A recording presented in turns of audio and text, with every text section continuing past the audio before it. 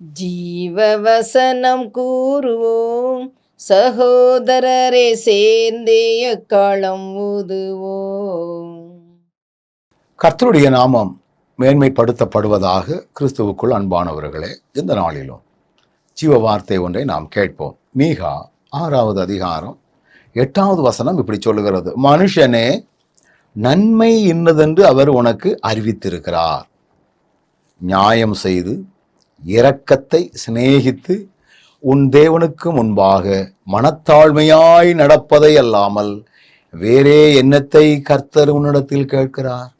இந்த வசனத்தை பாருங்க, வேறே எண்ணத்தை கர்த்தர் உன்னிடத்துல கேட்கிறார். என்னமோ ஆண்டவர் நம்மகிட்ட அதை கேட்கிறாரு, இதை கேட்கிறாரு அப்படின்னு சொல்லிட்டு என்னெல்லாமோ பண்ணிக்கிட்டு இருக்கிறோம். ஆண்டவர் ஆலயத்தை கட்ட சொன்னாருன்னு ஆலயத்தை கட்டிக்கிட்டு இருக்கிறோம். நம்ம ஆலயத்திற்கு தேவையான காரியத்தை செஞ்சுக்கிட்டு இருக்கிறோம்.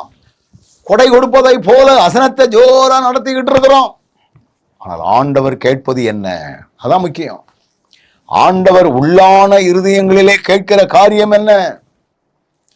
அவர் சொல்லுகிறார் பாருங்கள், நன்மை இன்னதென்று அவர் உனக்கு அறிவித்திருக்கிறார். அது என்னது?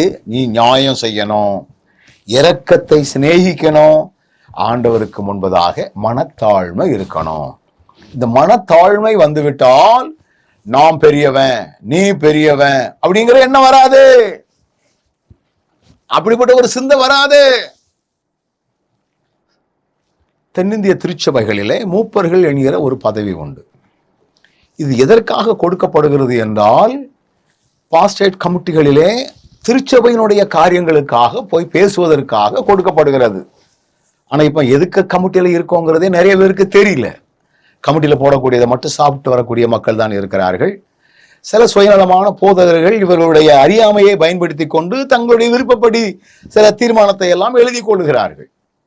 ஆனா இப்ப என்ன ஆகி போச்சுன்னா, நான் மெம்பரு, நான் தான் காணிக்க எண்ணுவேன், நான் மெம்பரு, நான் தான் காணிக்க எடுப்பேன், நான் மெம்பரு, நாங்க தான் சர்ச்சையை ஆளுக பண்ணுவோம், இப்படி ஒரு டேம் மாறி போச்சுது. அதற்கு சில போதகர்கள் நன்மை எதுன்னு தெரிஞ்சிருந்தோம், மனத்தாழ்மை இல்லாதபடி நான் நான் நான் நான் எனக்கு அதிகாரம். அன்னைக்கு ஒரு போதகர் பேசி கொண்டிருக்கிறார், நான் இங்கே ஒருவன் இருக்க. இதுல அந்த மனத்தாழ்மை இல்லாமையினால் வரக்கூடிய விளைவுகள். கர்த்தருடைய பணி என்பது வித்தியாசமானது. அவர் என்ன நம்மகிட்ட கேட்கிறாரு? நீ நியாயம் செய்யணும், இரக்கத்தை சிநேகிக்கணும், ஆண்டவருக்கு முன்பதாக மனத்தாழ்மையா இருக்கணும். மனத்தாழ்மை இது ரொம்ப கவனமா இருக்க வேண்டிய காலம். கவனத்தோடு இருப்போமா? நல்ல ஆண்டவரே, நீர் என்ன கேட்கிறீர் என்கிட்ட? நீர் கேட்கிறத, நீர் கற்றுக் கொடுக்கிறத நாங்கள் செயல்படுத்த எங்களுக்கு ஞானம் தாரும். இயேசுவின் நாமத்தில் ஜெபிக்கிறோம் நல்ல பிதாவே, ஆமென்.